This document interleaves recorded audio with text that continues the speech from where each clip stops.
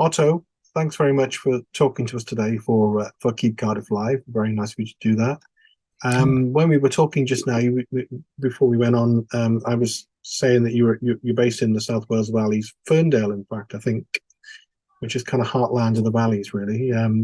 Very much Yeah, valleys-like accents, but no trace of it with yours. So you were just explaining why that was the case. yeah. I moved up to the Rhondda Valleys with my family when I was 8 years old. So I'm kind of technically more Welsh than English at this point, just because of how long I've spent here. But yeah, I'm originally from Maidenhead. I was born Okay, in Slough. but absolutely no accent at all. You've not picked up any Valleys accents in what, 15 years or so? Yeah, it's it's pretty wild. There's probably a very sad reason to that, which is just I didn't have many friends, so I Oh, never really picked it up. But yeah, I've just always kept this this voice. fair So enough. And yeah, you went, obviously you went to school in Ferndale, yeah? yeah. I went to Darren Park Primary. Yeah, Okay. Um, in a way, it's kind of it's that's kind of it's quite interesting because I mean I thought you had a connection with the University of South Wales where I am, but not. We do have a connection with Coleg Cymoedd, which we'll come on to in a bit. But you know, on the story, you know, which you've obviously read and seen many times on Wales 247, it says, you know, an aspiring musician from the South Wales valleys, which you kind of are, but you kind of aren't, you know. yeah. I mean, I'm definitely. I You mean, feel I've lived Welsh. here. Well, I've lived here the majority of my life, so I think that's a fair. Yeah. Like being 8 years old. I mean, all of my friends, like I didn't.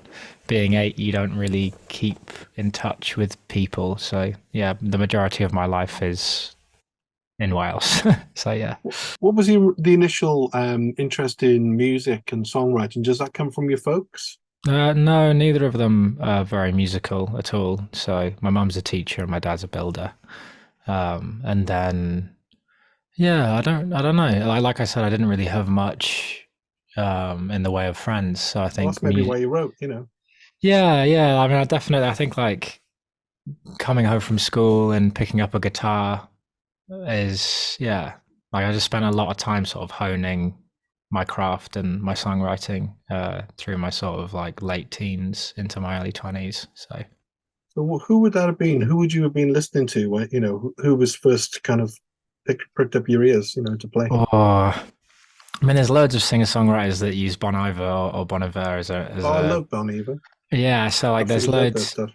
Yeah, so I'm really keen on Justin Vernon just because he Have you read does. the book? I haven't, but I've got his vinyl for his Yeah, debut. the book is great. Yeah, I need to definitely do some reading up, but I really like that sort of style of doing everything yourself, and like I do a Yeah, lot of my productions, and I'm working with Dave Stewart at the moment, and he just yeah, I helped know. Yeah, he drops into the co-produce. conversation.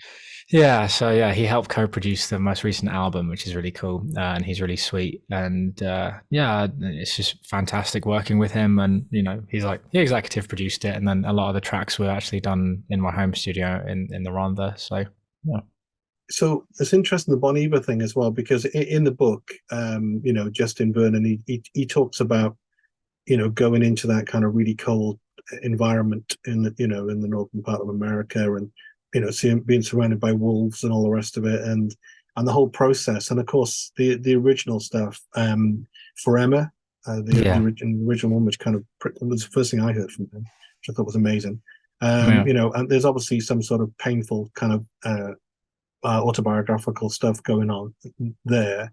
What did you originally you know? Because I'm really interested from a songwriting point of view. Because that's quite a distinct reference. Um, what was the kind of early stuff you were writing? You know, was it in the lyrics? Was it in the sound? What you know? Where was it coming from? Um, it was sort of playing around with because I there was like a lot of inspiration early off with Passenger, and his rhyme schemes and stuff. So I would end up and still to this day, I still really like that, like really intricate internal rhyme schemes between lines. So that's definitely constantly running through my music. And then when it comes to Bon Iver, there would always be like, I always kind of draw inspiration from the more experimental stuff that I do that never really gets put out. Yeah, So like yeah, just like because he obviously plays with plays with his voice and falsetto a lot, and I auto can do tune nuttiness. yeah, I can definitely do the same. Not that I ever feel comfortable putting it out, but it's definitely I think like the honest poetry behind his music is something that I resonated with when I was definitely quite a bit younger. And then I think like from there, I sort of grew and listened to so many different records and fell in love with the Beatles and all of the sort of classics and stuff like that. So yeah, but his music sort of opened up his and Passengers music sort of opened up my love for sort of folk songwriting as a whole. So my daughter, my youngest daughter, I've got two daughters. My youngest daughter is 20, and you know, we've obviously influenced her with music as parents. But she likes Bon Iver. She likes. Do you know why they're called Bon Iver, by the way? Cold Winter. Yeah, Yeah, yeah, yeah, yeah. yeah, yeah. Yeah, I'm So aware. and she's playing me some stuff the other day, and she likes singer-songwriting type stuff, and she played me a lot of stuff. It was actually quite to me, it was quite evident the number of acts who are clearly influenced by the kind of Justin Vernon, Bon Iver thing, approach to songwriting is incredibly influential, isn't it? Yeah, I mean, there's a local artist in Wales actually called Novo Amor, if you've heard of him, and No, they're fantastic, and they've got that sort of like one sec, let me let me yeah, I can hear people screaming in the background. One minute. no, we like screaming,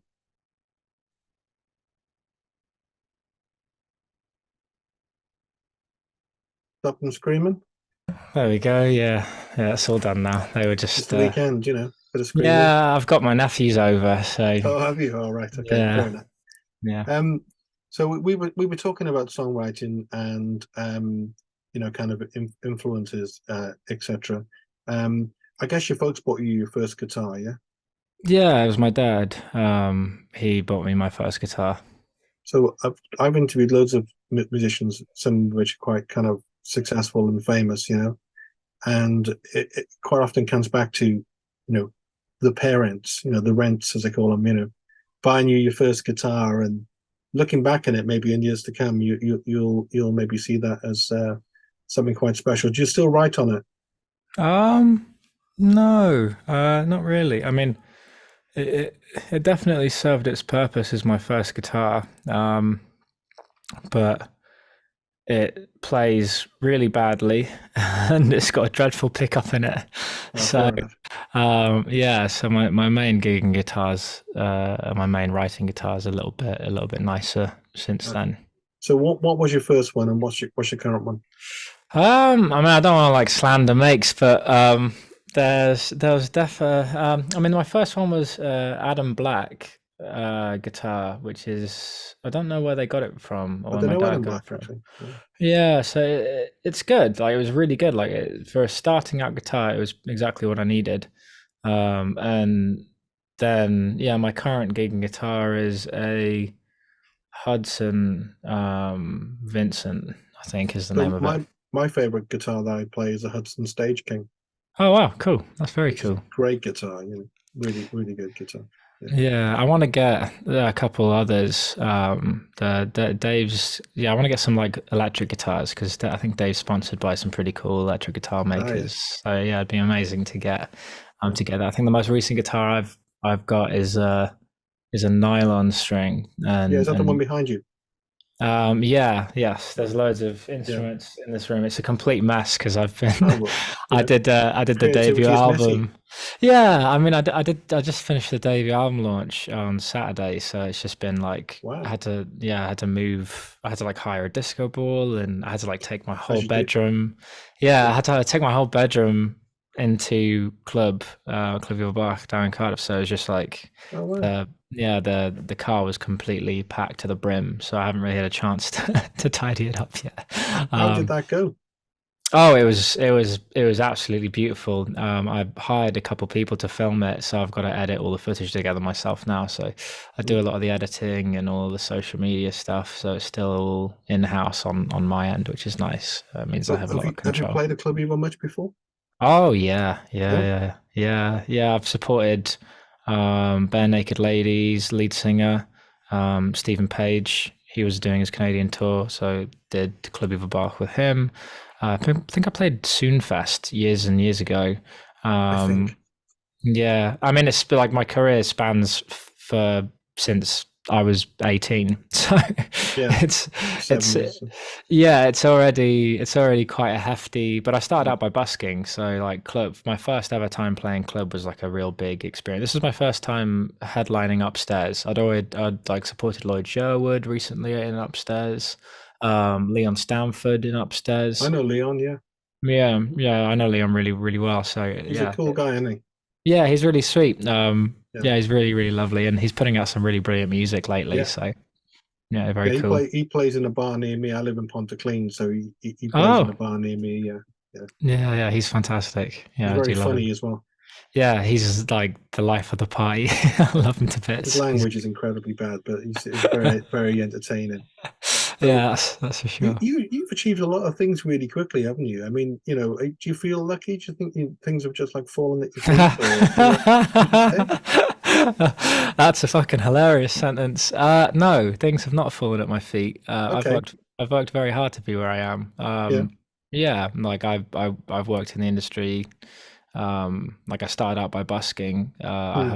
I've had nothing handed to me, so No, I don't I've mean it that way. I just mean, okay. so many good things, Yeah, I happen. mean that's for sure. I mean it's like everyone that's close definitely sees my work ethic. So it's like my music's my life, and I definitely Yeah, live through it. So I think it's like everything that comes my way, like I open it with I welcome it with open arms, and then yeah, I just take every opportunity and try and do the best job that I can do with it. yeah, But yeah, I think like I got Forte Project in 2018. That was very prestigious. I mean, my experience with them wasn't great, Oh, but okay, they're very good now. I've heard, but yeah, there was a bit of a few interesting situations that happened there. Horizons, on the other hand, I got that the year after. They funded the post EP, which I was like trying to get Forte hmm. to fund, but they never did. And so like yeah, Horizons on the other hand was phenomenal. I said like I need this to do that, and they gave me the money, and I did the thing. So I was like. That was working with Charlie Francis for that EP, and that was a really fun experience. So writing songs about neighbors and Hmm. like narrating other people's stories as opposed to it all being about myself. And then from there, I was going to be working in London with Guy Massey. He's the guy that remastered all the Beatles songs, and Wow. he's an absolute legend and a really really lovely guy. Hmm. So I had like multiple phone calls with him, and then before I even had a chance to like get in a recording studio with him, I got snapped up by Dave Stewart. But that was I was supposed to be playing The Great Escape, and I had a couple people A&R from some larger labels that were supposed to be coming down to that because I'd already started building a bit of independent buzz off of the back of that first EP. So, but yeah, no, it's definitely. I think like working with Dave is a dream. He's the sweetest guy, but also just like like a creative genius, But like it's great Yeah, because me and him work so well together. And when I'm like yeah, when we worked on this album, it was definitely like loads of back and forths, and hmm. he's super respectful of sort of your space and your emotions as the artist because he's obviously been there and Yeah, done that. So he's got his sort of artist and producer hat on at the same time. So yeah, really really wonderful to work with him. Charlie produced the post EP. This new album is called Persona. That's co-produced by me, executive produced by Dave Stewart, and then yeah, mastered at Abbey Road. the Dave Stewart thing came. Did it originally come about through that competition? Is that right? Yeah. Yeah, yeah. So that was quite an interesting one. I was already working on a what was going to be a self-released EP that was going to be a six track, and I was working with. I mean, I was doing it all myself, and I think like COVID. I don't think COVID had just hit at that point, so I think like COVID was coming around, and I'd already started like tracking all of these songs, and then Tracked, which is like a recording app for your phone that is like a 8 track recorder. Hmm. Like I'd played a show for them in London before COVID hit, and they were like aware of my music, and I used to like post quite regularly on that app, and then I'd like post all my demos to there and stuff like that. And then yeah, they were doing this competition. I applied, and then apparently Dave heard me and straight away was like, I'm signing him, which wasn't the original. Wow. The original thing was just like a competition where you get like £5,000 and you can yeah, you can release a song with Dave Stewart. But he was like, this guy's really flipping good. And Did you know much about him then at all? like the name had, obviously it's Dave Was it Stewart. through your So it's, folks, maybe? yeah, well, as soon as I mentioned them, as soon as I mentioned him to them, they were like, wow, this is awesome. Yeah. But it was quite a funny situation because I was so focused on mixing the EP that I was working on at the time that I was still living with my parents, and I was just like went downstairs and said, "Oh, there's this competition thing, and I'm right in the middle of like getting the snare drum to sound perfect." Ah, like narrow yeah, vision kind of yeah. thing. And yeah, I think it was my mum who turned around and was like, "Oh, spend 20 minutes on it and see what happens." So I spent 20 minutes writing "Tell Me Something" over the beat that Dave sent, and then that was, yeah, that was me Well, is getting that how signed. it worked? Was he so he sent something, then you had to sort of augment it, yeah? Yeah, so like the idea was that you were supposed to play, you're supposed to just like write lyrics over what he's playing.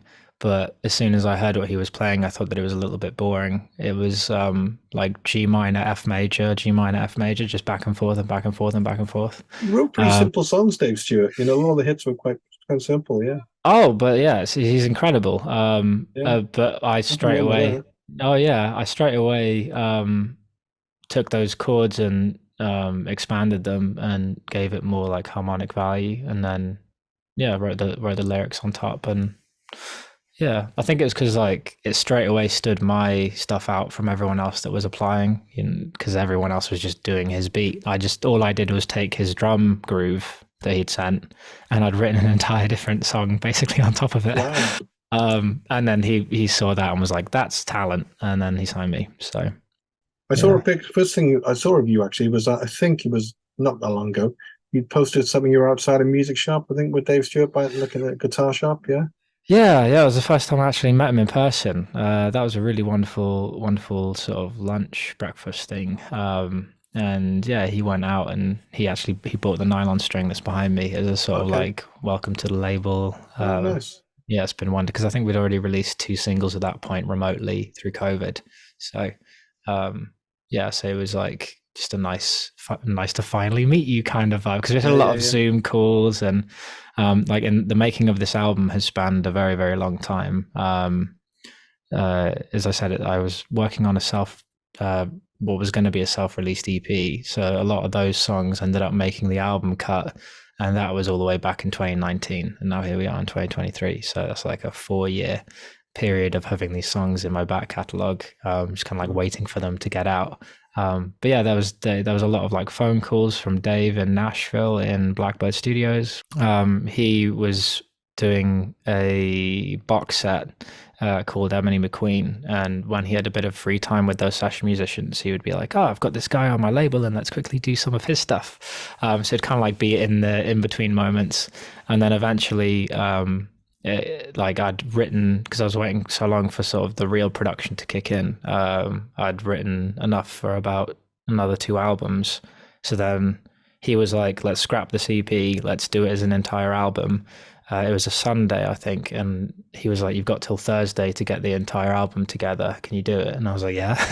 So I like straight away rung a bunch of my mates who play like cello and violin and stuff in Royal Welsh College of Music and Drama, and I tracked all the string lines and started like piecing together what would be the album, and then sent it off to Dave in its very, very rough state, thinking that he would add his parts in the Bahamas because he's got a residential studio out there called Bay Street, which is the name of the label. So he's got Bay Street Studios and Bay Street Records. And yeah, he was there with Bob Geldof, and I think they were chatting to each other about the album that I'd worked on in my home studio. And I think Bob Geldof turned to Dave and was like, "Why don't you take him to a real studio?"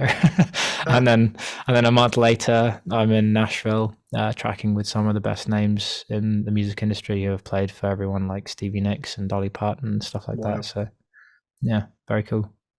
very cool. Yeah, incredibly envious. You know, I've been writing songs since I was probably 15, 16. You know, I haven't quite had that ride yet. So, Yeah, it can uh, happen any time. well, it could happen. It could happen anytime. The thing about Dave Stewart was like with the Eurythmics, like for example, something like "Sweet Things" as one of those, you know, one of the like, really big hits. And what I find with him is it's the simplicity of the songwriting is kind of part of the attraction. So that you know, it can be quite repetitive, but then he adds all these hook lines to it, you know, and then that's what kind of makes it work. Has he done that kind of thing with your stuff? Has he sort of suggested hook lines to put in? Is that how it works with you and him when he listens to your stuff? No, no, he gives a lot of space, Okay, which is really lovely. Like when I've co-wrote three of the songs on the 12-track album with him. Star-Crossed Lovers was one of them, um, and the sort of story of writing that was I wrote all the chords on a piano, came to him with the chords, and I there was a horrendous situation that happened in Nashville where I like witnessed a gang shootout, oh, and I stayed at his place to sort oh, of like just try and forget about the night basically. And I woke up and wrote those chords, and I went downstairs and I sort of knocked on his door and was like, "Dave, wake up, I've got these amazing chords that you have to hear. It's going to be an incredible song." And then like he got out of bed and had a coffee and came upstairs, and he just said like "Star-Crossed Lovers," or kind of like mumbling, kind of like lovers, and then like eventually after a couple of coffees, I think we managed to sort of like figure out what the chorus was going to be, and from there, um, yeah, the rest was sort of written. It's kind of like it kind of wrote itself with the story that had happened, that we drew inspiration from. mm, Um, but yeah, he's definitely he like with me at least. He's I don't know. He's just very like I mean, I feel very lucky because he doesn't change a lot. Like he really likes my songwriting as it is, and he compares me to some really huge names within the like industry. who? Oh, I mean, he's a huge Beatles fan. So when Yeah, we were, yeah, like, so he's like, "Oh, you're a bit like Lennon mixed with wow. Dylan," and I'm like, "Okay." And he's like worked with all these people personally and stuff. So for him to be working with those kinds of people, and then like he hears stuff that no one else has heard as well. So yeah, it's really cool to have him be invested in that sense and sort of throw these large names around and compare me to people like that. Because I definitely work hard at it, but Yeah. yeah, it's very cool to be in the presence of someone who's been doing it for so long, and to for him to also like share a bit of his wisdom with me, and I've definitely picked up a lot of sort of production tips from his side and stuff like that. So yeah, it's very cool. It's very fun. It's a fun journey, that's for sure. Did you say he compared you to Dylan as well? Yeah, Bob Dylan. Yeah. What lyrically? Yeah, yeah, not vocally. Lyrically, Yeah, there's definitely, and I think that's probably that refers back to what I that's a said. hell of a compliment. That is. Yeah, I mean, it's what I think it leads back to Passenger stuff and the really intricate internal rhyme schemes, because I think Passenger gets a lot of his influences from Dylan and then Bob Dylan, and then I did used to listen to a lot of Bob Dylan, and I did buy like a harmonica brace and play the Yeah, I got one harmonica of those. Yeah, a bit when I was younger. yeah. But yeah, I think like because my love of folk music, it runs throughout the Persona album, and like the finishing track Blue Moon is just very, I don't know. I don't know how to explain it. I mean, the song's like, it's I quite gotta funny. hear People, this stuff. I haven't heard this. I gotta hear this. oh, okay. Yeah, Yeah. because there's it's been a wild journey and a very fun one. And I think when it comes to the more folkier songs on the album, um, I don't know. I don't know how to explain it, but yeah, it just sounds classic. Like I've already had a lot of comparisons to for the album, a lot of reviews have been like, it's classic yet refreshing, which is Yeah, exactly yeah, what what I would like to hear.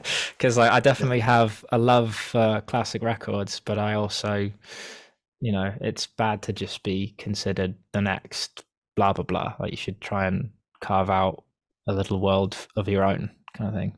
Well, it sounds like you're doing that anyway. But I mean, there are two things to say with that. In my personal opinion, Bob Dylan is the finest lyricist that's ever lived. Full Yeah, stop. Yeah, is my yeah, my my opinion. And secondly, is a it's a really great compliment.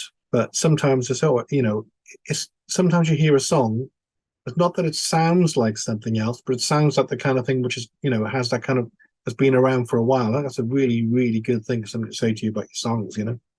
yeah. Thank you. Yeah, I mean, it's like I'm very prolific. Like I write a lot. You get up like, every day and write. Is that how it works? uh it depends. Sometimes like I go through like phases of waking up and writing like sometimes 3 songs in a day. Hmm. And I sort of trained myself quite early on when I wanted to do songwriting as a thing, that I would always try my absolute hardest to finish the song the same day that I start it. Yeah. Just because I noticed that I was getting to this pattern of like writing a song and just kind of leaving it in my phone notes or something for months and Hmm. months and months. So I trained myself to just really dig deep, even if the lyrics are like bad or a melody's not great. If you've got that feeling there, you can always build on it. But as soon as you put something down and come back to it days or weeks later, that feeling and the thing that got you excited about writing that song in the first place just disappears. Yeah. Yeah. So so through doing that, it means that I just end up writing a hell of a lot of songs, which is amazing because, like, the songs is the lifeblood of being a musician. Being an Yeah. artist, it's like what helps push you along. So I think when it comes to writing, like the album, like I said, I was already doing a 6-track EP in 2019, and then the label released 2 singles, and then the label kind of slowed down a bit with keeping up with my pace and stuff. And like, yeah, I've got another like 3 albums in the lockup. One of them's a concept piece and stuff, but obviously I need to Wow. go to a real studio, and just Yeah. having them as demos and stuff like that. But I say that I'm like, oh, just having them as demos, but then half of the songs off of the album were demos, like that, like all of those raw files made the Like cut. the Bon And Iver stuff, like you said at the beginning. oh yeah, exactly. I mean, like there's a song on the album called "Hate My Mind," which is just really beautifully sad. It's the best way to put it. Nice. I Um, love that. I love uh, being beautifully sad. I love that. yeah, Yeah. and it's written about Mm. just sort of like being in a relationship and realizing that you're insecure, but it's because you love the person so much that you Uh-huh. just really don't want to lose them. But it's like written in such a beautiful, poetic way. And yeah, Leon actually helped me co-write that one, which was Did he? really, Wow. yeah, which was really sweet, and a really wonderful experience. But that whole track is just me sat at the piano behind me, just playing it live. And then we had David Kalmusky in Nashville, who's worked with everyone from Meghan Trainor to Journey, the rock band, which is a really big spectrum.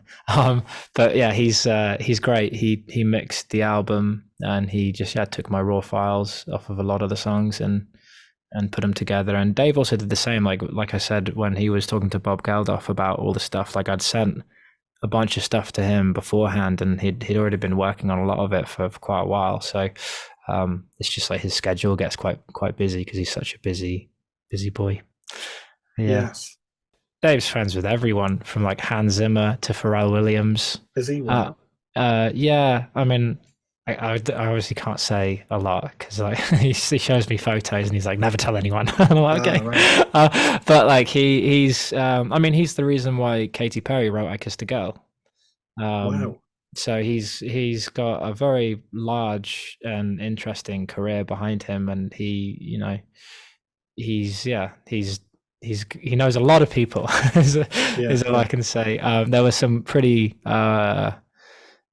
wonderful experiences in Nashville when it came to him just telling me stories about some of his friends. like Andy Warhol and stuff like that. So uh, yeah, it's definitely an interesting. He's a very cool friend to have. Yeah. And he is a friend. I mean, because you work quite closely on this stuff, so Yeah, you're just going to be friends, aren't you? I really do hope so. I hope that it's not like, oh, we did one album, see you later. But I think he understands my songwriting, Mm, and he like I understand him as well. Like I think we've got a good understanding of each other, and he also sees a lot of his younger self in me. nice. So like he didn't have any really musical parents other than his dad playing the harmonica when he would drive in the car and stuff like that. So I think when one of the first questions he ever asked me, we literally, I think it might have been the first thing that came out of his mouth. I answered the phone and I was like, hello. And he, there's Dave Stewart. And then it was like, oh, okay. And then the first thing he said was, who in your family is musical?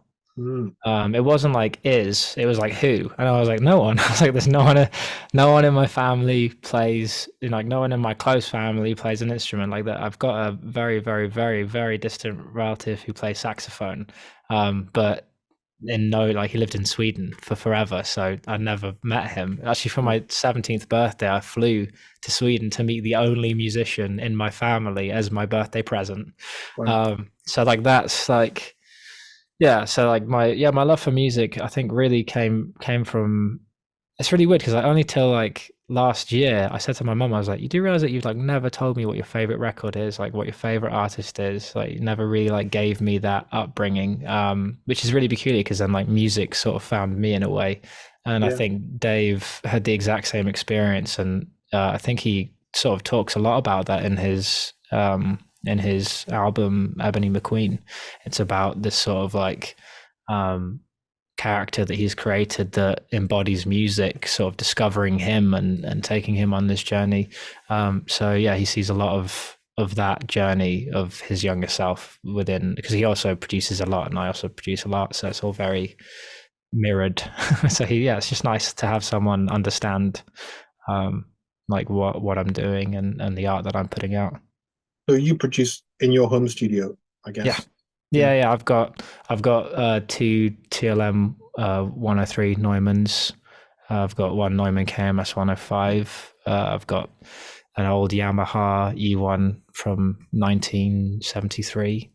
I've got a tape machine as well, an Akai Oh, nice. 4000D that I don't really use a lot. And then I've just got loads of bits and bobs, Apollo Twin audio interface, some Yamaha HS8s, and Yeah.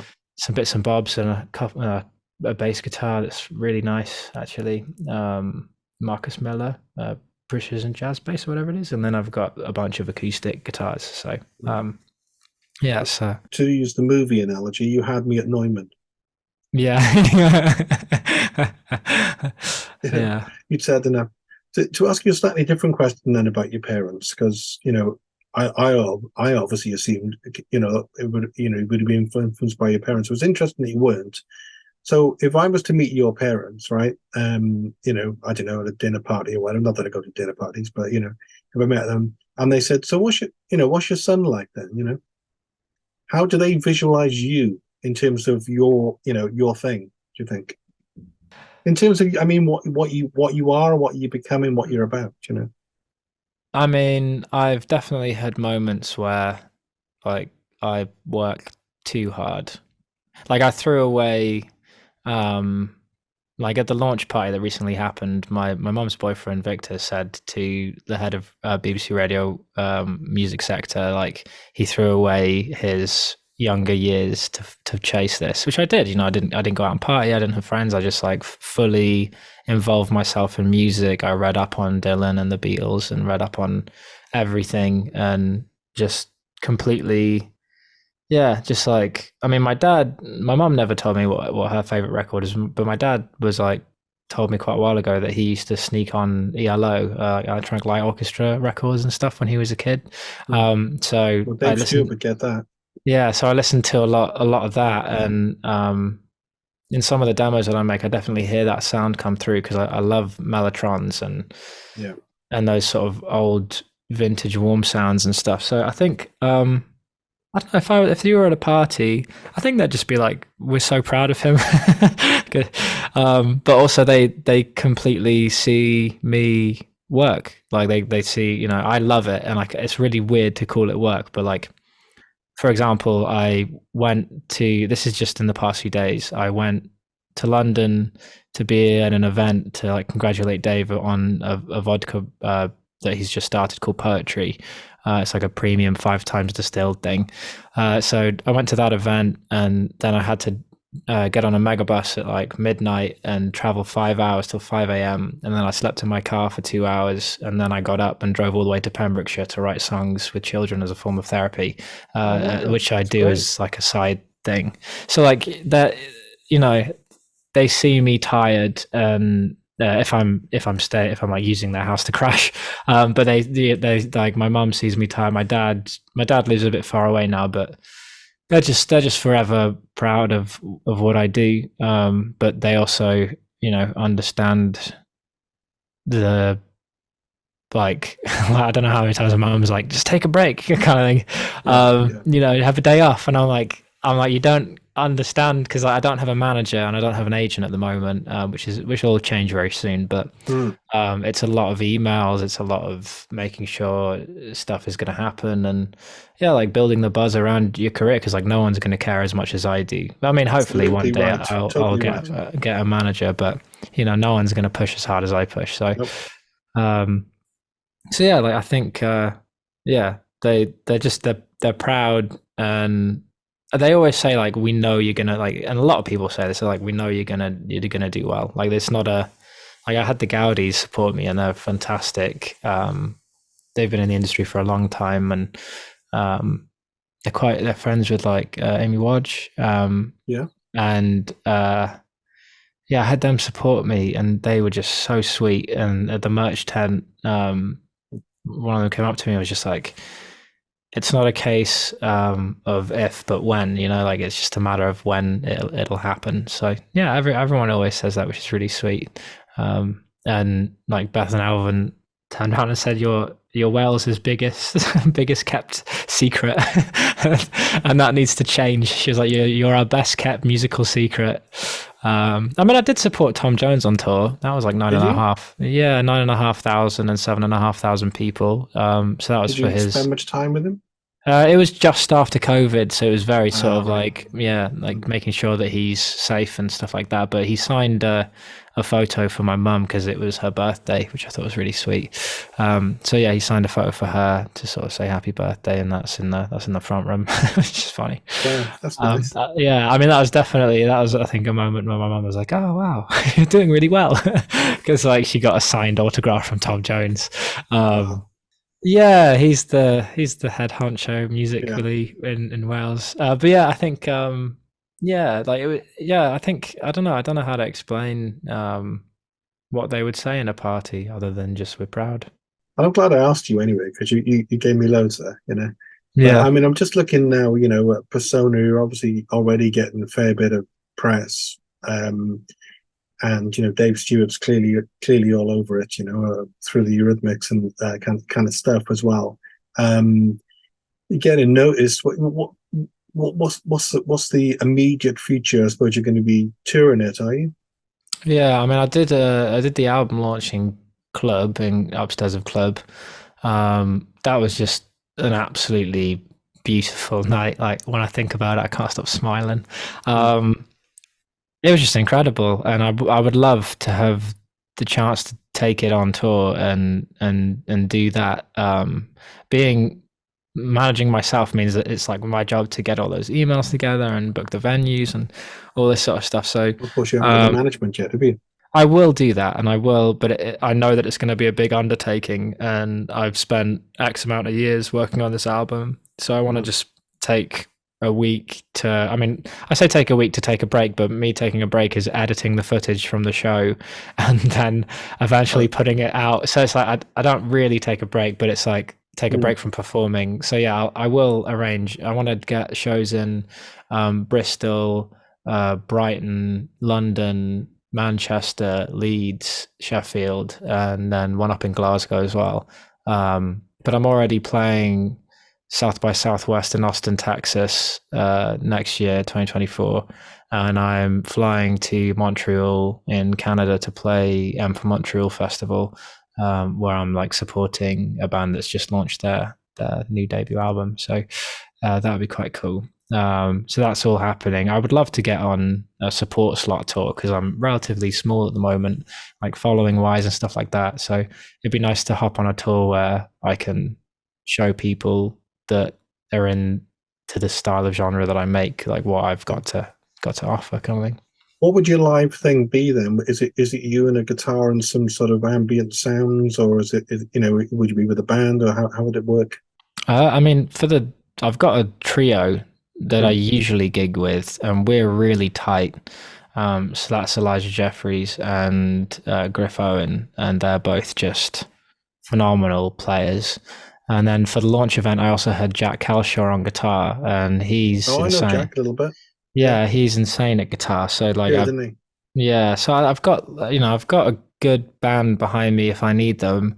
But one of the things that Dave said, he had a launch for that album that he was working on, Ebony McQueen, and he had a launch in Sunderland, and I drove all the way up and surprised him, which is quite funny. He wasn't expecting me to be there, and I was like, surprise! And he was like, have you got your guitar with you, because I want you to sing a song.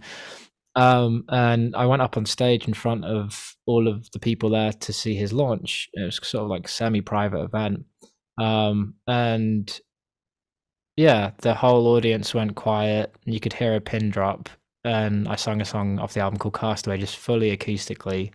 And it's happened, like that happens a lot. That as soon as I sing, usually a room gets quiet.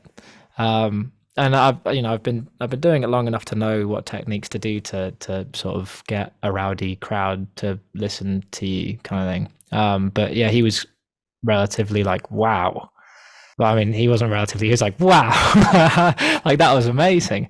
And he said from that moment onwards, he was like, we just need you and a guitar, and you need to go across the States, just travel across the States, you and a guitar, and everyone will love you. And he's just, been saying that ever since. So it's just a case of like, I guess, doing that at some point. You've got the label, you got Dave Stewart, you got the album. I was kind of awestruck, really. You don't have management or an agent. I'm guessing that's something that Dave is working on. Is he for you? He's trying to help you?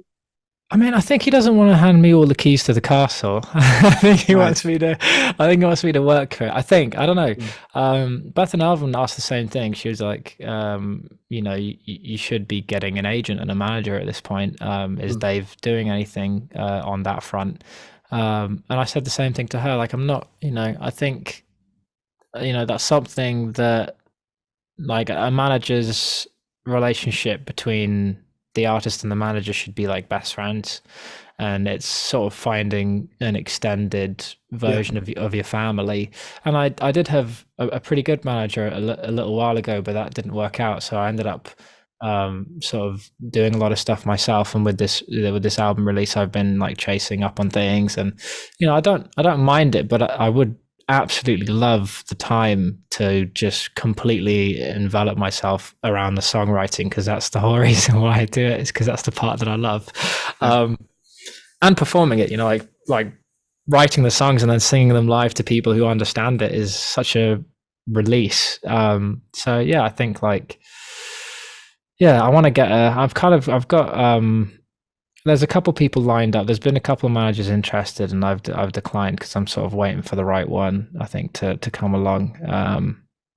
So yeah, I'm just I'm in no crazy rush, and I've got enough material to last me a lifetime. So I don't, and there'll be more material coming all the time. So I think like I'm in no crazy rush to grab someone, and if someone wants to get involved, they can, and they know where to reach me and stuff like that. So yeah. Well, from everything you've said, you're going to be fighting them off with a stick, Fingers crossed. Yeah. Sounds like. Listen, Otto, if you any links you want me to share, or anything you want to put out, then just happy to share whatever you want, or if you want to, if you don't want to, that's also fine. Whatever you want to do. Really great to chat to you, because wow, because as I said to you earlier, you know, I travelled home and I work in a university, came home on a train, came in, realised the time, I was running a bit late, and you know, I found out a lot. I did some research, but I found out a lot about you by chatting to you, and you know, wow, just really great to chat to you. Yeah, thank you for having me, and thanks for spending the time out of your day after work to chat to some young guy trying to trying to Well, make it in the industry. you are currently that, but you know, Yeah, you're not going to be that for long. I'm pretty sure. yeah. Fingers crossed. So keep in touch. Anything I can do for you, you know, really happy to help you, and you know, all the luck in the world to you. And thank you, Yeah, Otto. thank you so much, Steve. Thank you for having me. Cheers, man. Cool. Thank you.